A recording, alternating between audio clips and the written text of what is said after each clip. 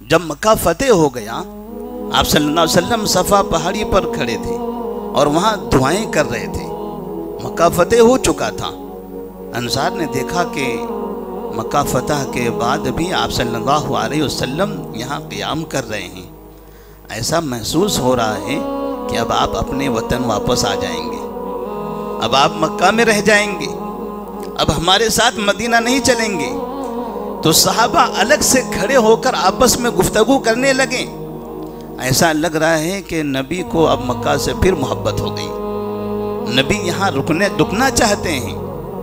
नबी सल्लल्लाहु अलैहि वसल्लम दुआ फरमा रहे थे, आपकी दुआ ख़त्म हुई। आप वो अंसार साहबा को बुलाते हैं, उनसे पूछते हैं आप क्या कह रहे थे। उन्होंने कहा नहीं कोई बात नहीं, हम आपस में कुछ गुफ्तगू कर रहे थे। कहा नहीं सही सही बताना है आपको, आप क्या कह रहे थे मुझे बोलिए। उन्होंने कहा बस आपस में हम बातें कर रहे थे। नबी बार बार इसरार करते रहे।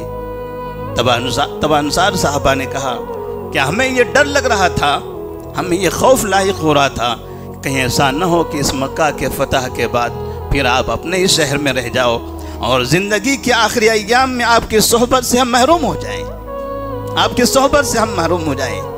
नबी सल्लल्लाहु अलैहि वसल्लम ने फरमाया था, मैं तुम्हारे उस एहसान को नहीं भूल सकता जब इसी शहर में तुमने तारीक रात में मिना की वादी में आकर मुझसे वादा किया था, अद्दम बिद्दम वल हद्म बिल हद्म, जिंदगी और मौत हम साथ साथ जिएंगे।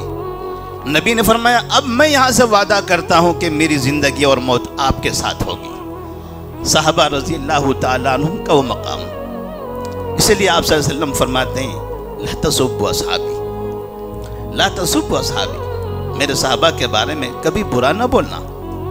किसी भी किस्म की कोई तंज हो, कोई कलाम हो, कोई बदकलामी हो, कोई एतराज़ हो, आप अपने दिमाग से अपनी अक़ल से साहबा के मकाम और मर्तबे को, उनके अमाल को, उनकी जंगों को, उनकी ज़िंदगी के मसाइल को टटोल कर ये गलत है, ये सही है, ये ऐसे है, ला तसुब्बु अस्हाबी, मेरे साहबा के बारे में कुछ न कहना।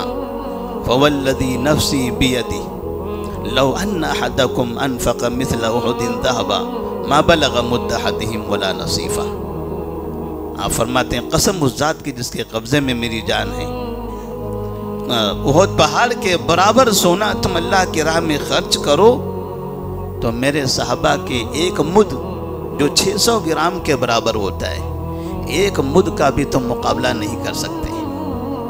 कहाँ तुम्हारी ये नेकियां, इतने खैर का काम, ये उहद पहाड़ के बराबर सोना तुम अल्लाह की राह में खर्च करो और मेरे साहबा ने एक मुद अपनी ज़िंदगी में खर्च किया होगा, तुम उसका मुकाबला नहीं कर सकते।